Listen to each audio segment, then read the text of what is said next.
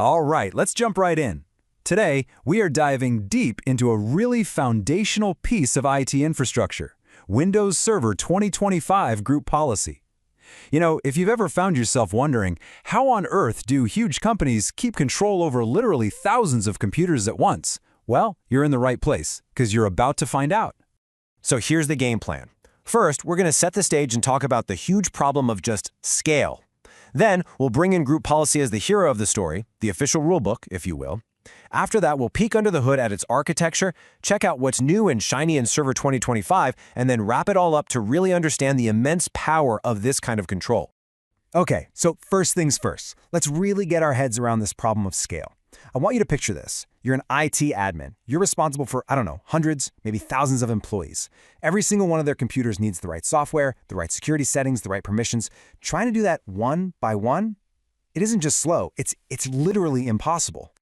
So let me just ask you, straight up, how do you do it? How do you push out a brand new security setting, or a critical patch? Or hey, even something as simple as changing the company wallpaper on 5,000 machines, all at the same time? And how can you be sure that every single one of them actually got the memo and is compliant? Well, the honest answer? Without a solid, centralized plan, you just don't. It's not possible. You end up with this total mess, a patchwork of different configurations, glaring security holes, and just an endless grind of manual work. It's an absolute recipe for disaster. And that chaos, that is exactly what group policy was built to fix. And that, right there, brings us to the solution. I want you to think of group policy as the ultimate rulebook for your entire network. It's the central command, the one framework that brings consistent, enforceable order to what would otherwise be just total chaos. So what is it really? Well, at its core, group policy isn't just one single thing. It's a whole framework. It's what lets an admin decide exactly how computers and user accounts should behave, all without ever leaving their desk to physically touch a single machine. It's basically the master set of instructions, the DNA really, for your entire digital world.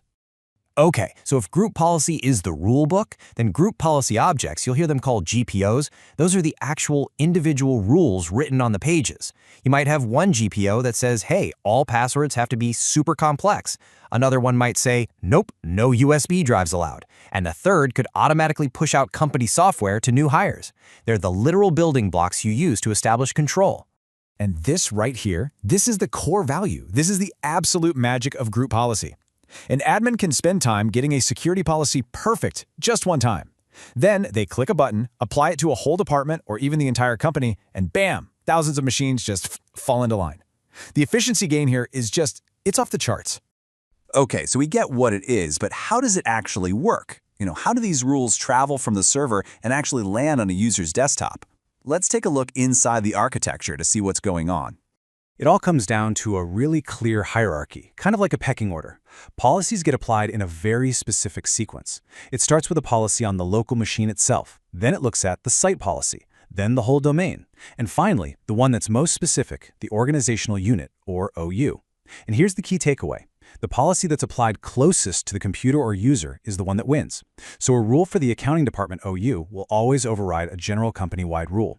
This is amazing because it lets you set broad rules but also make very specific exceptions where you need them. And where does all this magic happen? Well, the cockpit for all of this is the Group Policy Management Console, the GPMC. This is the admin's command center. It's where they create, link, and fix all their GPOs. It really is that single pane of glass where you can see the entire policy structure of your whole organization laid out in front of you. So what's happening under the hood? Well, GPOs are really just making changes to the Windows registry. And this leads to a really important concept called tattooing. See, when a GPO sets a value, it gets written, or tattooed, onto the registry. And just like a real tattoo, it sticks around, even if you remove the policy that put it there. To get rid of it, you can't just unlink the GPO. You have to apply a new, opposing policy to actively change the setting back. That's a super important detail to remember when you're managing these things. All right, let's shift gears and talk about what's new. Because group policy isn't some old static thing. It's always evolving. And Windows Server 2025 brings some pretty significant updates and new tricks that, honestly, admins have been asking for a while. Here's a great example. Microsoft is always tweaking its security baselines. Well, in Server 2025, the default for account lockout is now down to 3. Yep, just 3. That means out of the box, an account gets locked after only 3 bad login attempts. It might sound small, but it's a really important change that tightens up security from the get-go. But okay, this next one, this is a really big deal. Server 2025 finally gives admins the power to manage those huge Windows feature updates directly with group policy. Think about that. You can now set a target OS version for your entire fleet and control the whole deployment schedule all from one central GPO. For anyone who's had to manage the lifecycle of thousands of machines, this is a game changer. So let's tie this all together now. Remember where we started with that massive problem of chaos and scale? We've seen how group policy acts as the rule book, and we've looked at the architecture that makes it all work. So what are the real, tangible benefits? What does all this power actually give you? You know, it really boils down to 3 main things. First, you get that centralized control. You can manage everything, desktops, scripts, software, all from one place. Second, you get serious security enforcement, making it possible to meet those really strict compliance standards like STIGs. And finally, you get a massive boost in automation and efficiency. Your IT folks are no longer stuck doing the same manual tasks over and over, so they can actually focus on the bigger picture. And so I'll leave you with this final thought. It's one thing for your network to just be up and running, but it's another thing entirely for it to be truly governed. A place where every setting is there on purpose, every policy is enforced without fail, and your security posture is consistent across the board. That's the difference group policy makes. It's how you turn that chaos into deliberate, centralized control.